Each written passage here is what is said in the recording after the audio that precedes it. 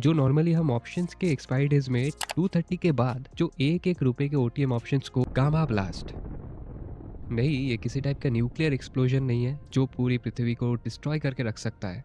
Instead ये एक ऐसा ऑप्शन स्ट्रेटजी है जो आपके ट्रेडिंग कैपिटल को सिर्फ 2x 3x नहीं 200 300x भी बना सकता है। But exactly on the flip side ये आपके कैपिटल को पूरा जीरो भी कर सकता है। यस गाइस, इसी एक्सप्लोसिव स्ट्रेटजी को हम आज के इस वीडियो में सीखने वाले हैं। एंड आपके जानकारी के लिए बता दूं कि ये गामा ब्लास्ट वही चीज है जो नॉर्मली हम ऑप्शंस के एक्सपायरी डेज में 230 के बाद जो एक एक रुपए के ओटीएम ऑप्शंस को 100 रुपए इवन 200 रुपए तक जाते हुए देखते हैं। वही चीज है गाइस, गामा ब्लास्ट। एंड कुछ लोग इसी गामा ब्लास्ट को जीरो हीरो का नाम भी देते हैं। एक तरह से देखा जाए तो ये जीरो हीरो ही है, लेकिन जीरो हीरो में ज्यादातर लोग गैम्बलिंग करते हैं, रैंडम ट्रेडिंग करते हैं एंड पूरा पैसा गायब। लेकिन यहाँ पर जो एक एक रुपए के ऑप्शंस 100 रुपए इवन 200 रुपए तक जाते हैं, ये क्यों जाते हैं, इसके पीछे जो गामा ब्लास्ट का हाथ है वो कैसे होता है, इन सब के बारे में कोई डिटेल में डिस्कस नहीं करता। इसीलिए गाइस देखने में ये मैजिक लगता है, लेकिन असली में है ये गामा ब्लास्ट। अभी ये गामा ब्लास्ट क्यों होता है, कैसे हम इन गामा ब्लास्ट को रियल चार्ट्स में कैप्चर करें, एंड मोस्ट इंपॉर्टेंटली अगर मैं पर्सनली इन गामा ब्लास्ट को ट्रेड करता हूँ तो कैसे करता हूँ, इन सब के बारे में हम वीडियो में आगे डिस्कस करेंगे। तो इसीलिए एक पेन एंड पेपर लेके वीडियो को एंड तक देखते रहिए। एंड चलिए लेट्स गेट स्टार्टेड।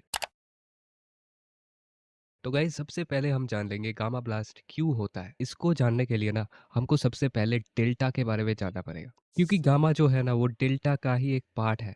अभी ये डेल्टा गामा एक्चुअली में है क्या? ये है गाइस ऑप्शन ग्रीक्स। ये हर एक ऑप्शन प्रीमियम का एक पार्ट होता है। ऑप्शन के prices delta gamma theta and other option Greeks के द्वारा ही चेंज होते हैं। और इन्हीं ऑप्शन ग्रीक्स में से ना ये डेल्टा है guys one of the most important option Greek. अभी डेल्टा एक्चुअली में है क्या? तो गाइस आप लोगों को ना मैं बहुत ही सिंपल तरीके से सिखाऊंगा, कॉम्प्लिकेशन करने में लोगों को समझ नहीं आता है। तो डेल्टा को हम ना एक स्पीडोमीटर, गाड़ी का जो स्पीडोमीटर होता है उसके तरह देखेंगे। सो यहाँ पर देखिए, delta is like a speedometer for options. It tells you how much your options price will change when the price of Nifty moves. तो गाइस डेल्टा ऑप्शन का क्या है, स्पीडोमीटर है, ऐसे समझेंगे हम। मतलब क्या, एक ऑप्शन कितना फास्ट मूव करेगा वो डिपेंड करता है गाइस डेल्टा के ऊपर। जब निफ्टी मूव करता है तो डेल्टा भी मूव करता है, एंड डेल्टा के साथ ही ऑप्शन के प्राइस का कैलकुलेशन होता है। अभी देखिए इस एग्जांपल से आपको डेल्टा एकदम क्लियर हो जाएगा। देखिए सपोज करते हैं निफ्टी ना 100 पॉइंट्स पे खड़ा है, ठीक है। निफ्टी का प्राइस करंटली क्या चल रहा है, 100 पॉइंट्स। एंड लेट्स अज्यूम कि निफ्टी का एक कॉल ऑप्शन है जिसका प्राइस करंटली चल रहा है 100,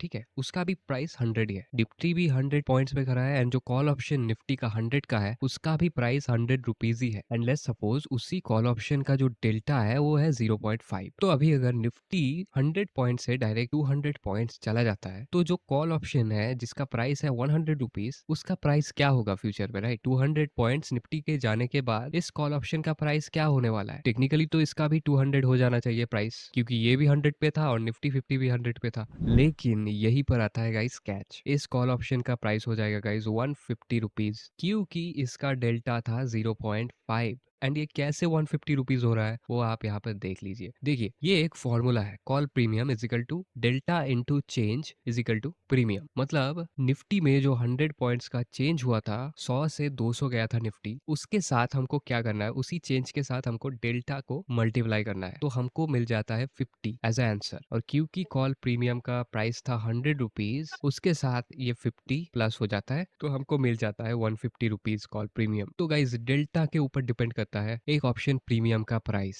तो हम देख सकते हैं डेल्टा का डायरेक्टली रोल है ऑप्शन प्रीमियम के ऊपर। जो भी चेंज मार्केट में होता है उसके साथ ऑप्शन का डेल्टा मल्टीप्लाई होता है, एंड तभी ऑप्शन के प्राइसेस चेंज होते हैं। अभी एक बहुत इंपॉर्टेंट चीज आपको समझनी है, वो है गाइस कॉल ऑप्शन का डेल्टा जो है वो पॉजिटिव होता है, प्लस में कॉल ऑप्शन का डेल्टा गिना जाता है। For example 0.5। And exactly on the other hand put options have a negative delta जो कि माइनस सिंबल से गिना जाता है, जैसे कि एग्जाम्पल के लिए -0.5। ये ध्यान में रखना, वीडियो में आगे काम में आएगा। अभी गाइस हम समझेंगे गामा को। गामा को समझने के लिए और एक चीज आपको समझनी पड़ेगी, वो है डेल्टा जो है is not fixed, it moves like a speedometer. Now अभी प्रीवियसली मैंने स्पीडोमीटर के एग्जांपल एग्जैक्टली इसी रीजन से दिया था। क्या स्पीडोमीटर कभी भी फिक्स रहता है? तो बिल्कुल नहीं, स्पीडोमीटर हमेशा मूव करता है, स्पीड हमेशा फ्लक्चुएट करते रहता है। सेम डेल्टा भी फ्लक्चुएट होता है, एंड कब फ्लक्चुएट होता है? जब मार्केट मूव करता है। मार्केट के मूवमेंट से डेल्टा का मूवमेंट होता है, एंड डेल्टा के मूवमेंट से ऑप्शन प्रीमियम का मूवमेंट होता है। अभी हम गामा का देखते हैं। तो देखिए gamma measures how much delta changes in response to 100 points move in Nifty. In other words gamma is the rate of change of delta. तो अगर मैं आपको एकदम सिंपली समझाऊं ना, तो जैसे डेल्टा ऑप्शन का स्पीडोमीटर था ना, एग्जैक्टली वैसे ही गामा ना डेल्टा का स्पीडोमीटर है। डेल्टा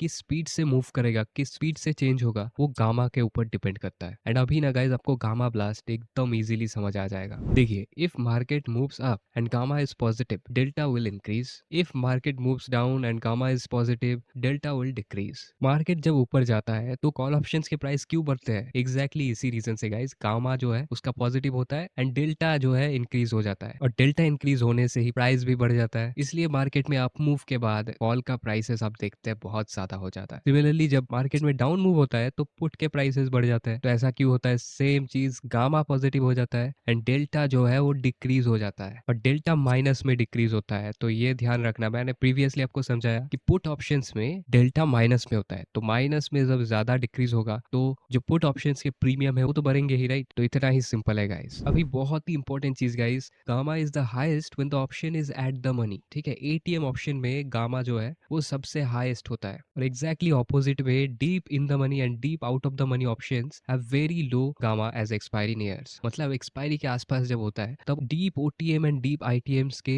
जो गामा होता है वो बहुत कम होता है। लेकिन अभी एक क्वेश्चन आपके दिमाग में आ रहा होगा कि अगर ओटीएम ऑप्शंस का गामा लो होता है तो ओटीएम ऑप्शंस जो एक एक रुपए के होते हैं वो एक्सपायरी डेज में कैसे 100 रुपए पहुंच जाते हैं? तो एग्जैक्टली गाइस अभी वही समझेंगे। तो सपोज कीजिए गाइस, निफ्टी का करंट प्राइस है 25,000, ठीक है, एंड निफ्टी 25,000 से 25,100 तक चला जाता है। लेकिन निफ्टी जब 25,000 पे था तब 25,100 का ये जो स्ट्राइक प्राइस है, इसके जो कॉल ऑप्शंस थे वो क्या थे? वो गाइस एग्जैक्टली ओटीएम थे। लेकिन जैसे ही निफ्टी 25,000 से 25,100 तक पहुंच जाता है तो वही OTM options at the money options पे कन्वर्ट हो जाता है। एंड गाइस प्रीवियसली वीडियो में मैंने क्या बोला था कि एटीएम ऑप्शंस का गामा सबसे हाईएस्ट होता है और ओटीएम ऑप्शंस का गामा बहुत कम होता है। तो क्योंकि ये स्ट्राइक प्राइस ओटीएम से एटीएम में कन्वर्ट हो जा रहा है तो गामा में ना एक भयंकर ब्लास्ट हमको देखने को मिल रहा है। इसी को गाइस हम गामा ब्लास्ट बोलते हैं, लोग इसको जीरो हीरो बुलाते हैं। This is the simple concept behind it. And guys ये है गामा ब्लास्ट का कर्व। ओटीएम ऑप्शन जब एटीएम में कन्वर्ट हो जाता है, स्पेशली एक्सपायरी डेज के अंदर, तब गामा का चार्ट कुछ ऐसा दिखता है। जिस ओटीएम का गामा ऑलमोस्ट जीरो के आसपास होता है वही एक सडन स्पाइक देके एटीएम बन जाता है। तो exactly guys this is the concept of gamma blast. And इतने डिटेल में आपको कोई नहीं समझाता, तो वीडियो अगर पसंद आ रहा है तो लाइक जरूर कर देना। और अभी चलिए गामा ब्लास्ट का जो सिंपल स्ट्रेटेजी है उसे भी समझ लेते हैं। तो इस गामा ब्लास्ट का जो स्ट्रेटेजी है ना, इसके दो मॉडल्स है। हम मॉडल 1 एंड मॉडल 2 को दोनों को समझेंगे। फर्स्टली मॉडल 1 से शुरू करते हैं। यहाँ पर देख सकते हैं मॉडल 1 के जो रूल्स है वो काफी सिंपल है। सबसे पहला जो रूल है वो है गाइस टाइम जोन। कौन से टाइमिंग में ये स्ट्रेटेजी काम करता है वो यहाँ पर हम देख सकते हैं, आफ्टर 2 PM। तो जैसा कि हम जानते हैं जो गामा ब्लास्ट होता है वो नॉर्मली आफ्टरनून के टाइम पे होता है। तो यहाँ पर एक टाइमिंग पीरियड है जो कि है आफ्टर 2 PM। नेक्स्ट है गाइस मार्केट मूवमेंट। बहुत इंपॉर्टेंट पॉइंट है, market should not move more than 1%। मतलब क्या, कुछ कुछ दिन होते हैं मार्केट में बहुत ट्रेंडिंग डेज होते हैं, जस्ट मार्केट या तो पूरे दिन ही ऊपर रहता है या तो एक डाउन साइड में मार्केट पूरे दिन ही मूव देता है। हमें ये दोनों चीज नहीं चाहिए। हमें चाहिए मार्केट एक फ्लैट मोड पे हो टिल 2 PM। 2 PM तक अगर मार्केट में 1% के नीचे का मूव रहता है तो ही ये स्ट्रेटेजी काम करता है। सब एग्जांपल के साथ समझेंगे, लेकिन ये रूल्स समझना आपको जरूरी है। नेक्स्ट है guys anticipated breakout. Let me tell you guys this is highly risky and इसे समझाने के लिए मुझे चार्ट्स में जाना पड़ेगा। लास्ट पॉइंट है guys entry on nearest OTM. इन दोनों पॉइंट्स को ना अच्छे से समझने के लिए चार्ट में जाना पड़ेगा। तो चलिए चार्ट में जाते हैं। तो गाइस अभी ना गामा ब्लास्ट स्ट्रेटेजी का जो मॉडल नंबर 1 है उसका एक एग्जांपल हम देख लेते हैं। तो गाइस ये है निफ्टी का 26 सितंबर का 5 मिनट का चार्ट। एंड गाइस स्ट्रेटेजी के रूल वाइज जो चीजें देखनी है वो है गाइस 2 PM के बाद हमको देखना है कि मार्केट ओपनिंग से मार्केट के हाई तक जो रेंज बना है वो क्या 1% से ज्यादा है या फिर 1% से कम है। तो यहाँ पर हम क्लियरली देख सकते हैं कि 1% से बिल्कुल भी ज्यादा नहीं है, 0.46% का एक रेंज मार्केट ने बनाया था। तो फर्स्ट एंड सेकंड रूल हमारा यहाँ पर टिक हो जाता है। एंड आगे का रूल है गाइस एंटीसिपेटेड ब्रेकआउट। अभी इसका मतलब आप समझिए। इसका मतलब गाइस सिंपली यही है कि हमको पहले से ही एक ब्रेकआउट का एंटीसिपेशन लेना पड़ेगा। हमको समझना पड़ेगा कि ब्रेकआउट क्या हो सकता है या नहीं हो सकता। अगर हो सकता है तो हम क्या कर सकते हैं, जो नियरेस्ट एटीएम ऑप्शंस है वहां पर एंट्री हम बना सकते हैं। इसीलिए ये इतना रिस्की है, ऐसा तो कंफर्म कभी भी नहीं हो सकता है कि ब्रेकआउट हो सकता है या फिर नहीं हो सकता है, राइट। तो इस एग्जाम्पल को अगर आप ध्यान से देखोगे, पहली चीज जो यहाँ पर नोटिस करोगे, मार्केट ने एक रेंज बनाया है आज के दिन, एंड प्रीवियसली अगर मैं जूम आउट करूं तो आप देख सकते हैं मार्केट एक काफी अच्छे अप ट्रेंड में दिख रहा है, राइट। एंड चांसेस आर कि ये अप ट्रेंड ही कंटिन्यू करेगा अगर कोई न्यूज या फिर कोई इवेंट नहीं है। तो अगर हम ध्यान से देखें तो हम देख पाएंगे कि एक पॉइंट है जहां से मार्केट ना ऑलवेज रिजेक्शन ले रहा था, एंड रिजेक्शन लेके ही नीचे थोड़ा सा ही नीचे आके फिर से एक अपसाइड के लिए मूव वो देने की कोशिश कर रहा है। हर एक बार ऐसा ही हो रहा है। और गाइस अगर हम और भी ध्यान से देखें तो हम देख सकते हैं कि ये जो विक्स बने हैं इनको बोलते हैं guys stop loss hunting wicks, liquidity grab भी हम इनको बोल सकते हैं, लेकिन उसके बारे में हम बाद में बात करेंगे। अभी आप सिर्फ सिंपल से समझिए कि जो ट्रेडर्स ऐसे टाइप के कैंडल्स में बाय कर लेते हैं तो उनका स्टॉप लॉस क्या होता है, रीसेंट स्विंग लो, तो करीब करीब यहाँ का उनका स्टॉप लॉस होता है। तो उन सबके स्टॉप लॉसेस ना इन्हीं विक्स ने ट्रिगर कर दिया। लेकिन स्टॉप लॉस ट्रिगर करने के बाद मार्केट को जनरली गिनना चाहिए था, लेकिन यहाँ पर क्या हो रहा है कि ये रिजेक्शन लेके ऊपर ही चला जा रहा है। ऐसा क्यों हो रहा है? क्योंकि गाइज यहाँ पर जैसे ही रिटेलर्स का स्टॉप लॉसेस हिट होता है वैसे ही जो बिग प्लेयर्स है like institutions, hedge funds, banks, वो यहाँ पर बहुत ज्यादा क्वांटिटी में अपना बाइंग करते हैं। अभी क्या वो निफ्टी में बाई करते हैं? नहीं, वो स्टॉक्स में बाई करते हैं। लाइक निफ्टी के जो मेन स्टॉक्स है like HDFC bank, Reliance, Infosys, ऐसे टाइप के स्टॉक्स को बड़े इंस्टीट्यूशंस काफी फ्रीक्वेंटली बाइंग एंड सेलिंग करते रहते हैं। तो एग्जैक्टली गाइज हम अगर डिटेल में ऐसे एनालिसिस करें तो हमको पता चलेगा कि इंस्टीट्यूशंस का प्लान है मार्केट को ऊपर ले जाने का। जैसे कि आप यहाँ पर भी देख सकते हैं एक बड़ा सा कैंडल बना था, इतना बड़ा रेड कैंडल बनने के बाद ही ये फिर से ऊपर चला गया एंड फिर से एक अटेम्प्ट करने जा रहा है इस ब्रेकआउट लेवल का। और हम प्राइस एक्शन में क्या जानते हैं कि एक ही लेवल अगर बार बार टच होता है तो उसका ब्रेकआउट होने का चांसेस बढ़ जाता है। तो ऐसे हाईली रिस्की स्ट्रेटेजी में यही एंटिसिपेट करना पड़ता है कि क्या कोई प्राइस लेवल है जिसका ब्रेकआउट हो सकता है, और अगर हो सकता है तो उसके बाद क्या करना है। देखिए ये जो लाइंस आप यहाँ पर देख रहे हैं ये एक्चुअली क्या है, ये है ओटीएम्स। तो मॉडल 1 स्ट्रेटेजी का लास्ट रूल क्या था? Entry on nearest OTM. अगर कोई एंटिसिपेटेड ब्रेकआउट होता है तो वहां के जो नियरेस्ट ओटीएम्स है वहां पर स्ट्रेटेजी वाइज एंट्री होती है। लेकिन एज यूजुअल गाइज यहाँ से ब्रेकआउट आराम से फेल हो सकता है, और अगर हम यहाँ पर एंट्री बनाते हैं ओटीएम्स पे और एक बड़ा कैपिटल लगाते हैं, अगर लेट से ये ब्रेकआउट करता भी है एंड उसके बाद फेल हो जाता है एंड शार्पली मार्केट डिक्लाइन करता है, तो क्योंकि एक्सपायरी डे है तो ये ओटीएम क्या हो जाएगा, ये हो जाएगा जीरो। और ओटीएम अगर जीरो हो जाए तो हमारा कैपिटल क्या हो जाएगा, तो वो भी हो जाएगा जीरो। ठीक है, look guys I am not discouraging you, मैं किसी को डिस्करेज नहीं करना चाहता, मैं आपको सिर्फ रियलिटी बोल रहा हूँ। मैं ये नहीं बोल रहा कि ऐसा हमेशा होगा। अगर ये लेट सपोज ये अच्छे से ब्रेकआउट कर जाता है एंड शार्प मूव से इस लेवल तक आ जाता है तो ये ओटीएम क्या हो जाएगा, ये ओटीएम हो जाएगा एटीएम, एट द मनी में कन्वर्ट हो जाएगा। एंड एट द मनी में कन्वर्ट होने के बाद मैंने क्या समझाया था, गामा जो है वो ह्यूज ब्लास्ट होगा उसमें, एंड गामा में ह्यूज ब्लास्ट होने के बाद क्या होता है, ऑप्शन का प्राइस भी वैसे ही ब्लास्ट होता है। इसीलिए तो हम रेगुलरली ऐसे देखते हैं, ऐसे सिनेरियोज हम देखते हैं और होने के बाद पता चलता है। एंड गाइस ये स्ट्रेटेजी वही है, होने के पहले अगर आप कोई एक्शन लेते हैं तो देयर आर स्मॉल चांसेस कि ऐसा सिनेरियो हमारे साथ भी हो सकता है। ठीक है, मैं पर्सनली अगर ऐसे टाइप के ट्रेड्स लेता हूँ तो बहुत ही स्मॉल कैपिटल से लेता हूँ, जिसमें 100% क्या 200% भी अगर लॉस हो जाता है मुझे कोई फर्क नहीं पड़ेगा। ऐसे टाइप के मेंटालिटी से अगर आप ट्रेड करते हो तो शायद से ठीक है। अभी देखते हैं, चलिए यहाँ पर आगे एक्चुअली में क्या हुआ था एंड आगे के स्टेप्स कैसे होने चाहिए वो देखते हैं।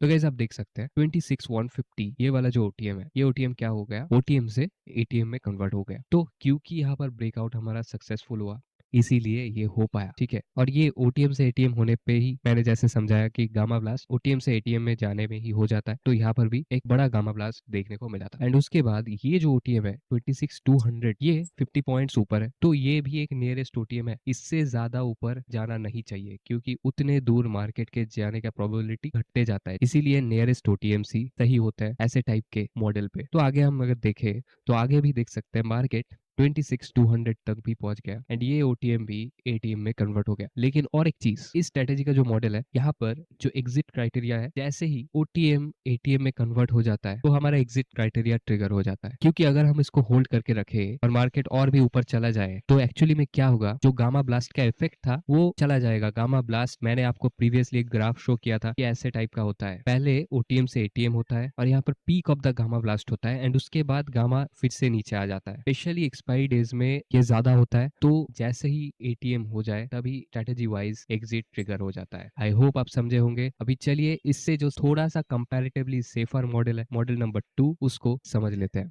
अभी गाइस गामा ब्लास्ट स्ट्रैटेजी का मॉडल नंबर 2 देखेंगे, इसके रूल्स समझेंगे, उसके बाद डिटेल में समझेंगे। Time zone after 2:30, previous model में टाइम जोन 2 पीएम के बाद का था, इसमें 2:30 पीएम के बाद का है, ठीक है। Market movement, market should not move more than 1%, 1% से ज्यादा मार्केट में मूवमेंट नहीं होना चाहिए। अभी इसमें जो डिफरेंट चीज है प्रीवियस स्ट्रैटेजी से, वो है गाइस स्ट्रैडल चार्ट का डिफरेंस। इसमें एक खास तरह का चार्ट देखना पड़ता है जो कि है guys straddle chart. Focus on ATM straddle chart, at the money का स्ट्रैडल चार्ट देखना पड़ता है। कहाँ से देख सकते हैं बताऊंगा मैं, और क्या एग्जैक्टली चीज है वो भी बताऊंगा। और लास्ट चीज जो देखना है गाइस वो है breakout on straddle chart using डाउ थ्योरी। एक ब्रेकआउट स्पॉट करना है स्ट्रैडल चार्ट के अंदर। अभी डाउ थ्योरी गाइस क्या है, और बेसिकली मैं आपको ब्रेकआउट ही समझा देता हूँ। तो डाउ थ्योरी गाइस है higher highs and higher lows का मॉडल, और जैसे ही ब्रेकआउट होता है वहां पर एंट्री ट्रिगर होता है। डाउ थ्योरी बहुत सिंपल है, आपको मैं एग्जाम्पल से समझाता हूँ अभी, लेकिन पहले स्ट्रैडल चार्ट को कैसे देख सकते हैं वो देखते हैं। ये है गाइस स्ट्रैडल चार्ट, ये आप फ्री में सेंसिबल के वेबसाइट से देख सकते हैं। ये बेसिकली मार्केट के एट द मनी कॉल और पुट ऑप्शंस के दोनों के मिला के जो चार्ट का एवरेज बनता है उसको ही बेसिकली स्ट्रैडल बोलता है। और आप देख सकते हैं ये चार्ट हमेशा नीचे की ओर ही जाते दिखता है नॉर्मली, क्योंकि ऑप्शंस में थीटा डीके होते रहता है, तो ऑप्शन का प्राइस हमेशा नीचे की ओर ही जाते रहता है। तो स्ट्रैडल चार्ट भी क्योंकि दोनों ऑप्शन का प्राइस नीचे की ओर जाते रहता है, इसीलिए स्ट्रैडल चार्ट भी नीचे की ओर जाते रहता है। जैसा कि आप अगर यहाँ पर देखें 25,800 का कॉल एंड 25,800 का पुट, इन दोनों को मिला के ये स्ट्रैडल चार्ट क्रिएट हुआ है। एंड यहाँ पर ना गाइस हमको एक ही चीज देखना है, वो है गाइस ऐसे टाइप का ब्रेकआउट। अगर स्ट्रैडल चार्ट में किसी भी स्विंग हाई का ऐसे ब्रेकआउट देखने को मिलता है तो स्ट्रैटेजी वाइज उसी ब्रेकआउट में एंट्री बनती है। लेकिन ये अप साइड में ब्रेक कर रहा है, इसका मतलब ये नहीं कि कॉल साइड में एंट्री करना है, ठीक है। ये अप साइड में ब्रेक कर रहा है मतलब किसी भी एक साइड का ब्रेकआउट हुआ है, या तो कॉल या तो पुट। क्योंकि ध्यान रखिए ये है स्ट्रैडल चार्ट, ये दोनों को मिला के बना है, और किस साइड में ब्रेकआउट हो रहा है उसको जानने के लिए हमको मार्केट का चार्ट देखना पड़ेगा। वंस एक ब्रेकआउट होते ही मार्केट के जो स्पॉट चार्ट है, स्पॉट चार्ट में शिफ्ट हो जाना है एंड वहां पर देखना है कि कौन से साइड का ब्रेकआउट हो रहा है। वहां पर या तो अप साइड का ब्रेक होगा या फिर डाउन साइड का। तो अगर अप साइड का ब्रेकआउट होता है तो कॉल मैं नॉर्मली बाय करना पसंद करूंगा, एंड डाउन साइड में अगर ब्रेकआउट होता है तो पुट मैं नॉर्मली बाय करना पसंद करूंगा। इसमें एक स्ट्रेटेजिक अप्रोच है, एक सेटअप वाइज अप्रोच है, लेकिन ये भी गाइस बहुत हाईली रिस्की है, क्योंकि काफी टाइम्स क्या होता है ऐसे स्विंग हाई का तो ब्रेकआउट हो जाता है, लेकिन उसके बाद भी फेलियर देखने को मिलता है किसी किसी टाइम। और गाइस अगर आप इस टॉपिक में और ज्यादा इंटरेस्टेड हो और डिटेल में सीखना चाहते हो तो आप क्या कर सकते हो, कमेंट में पार्ट 2 लिख सकते हो, तो मैं इसका एक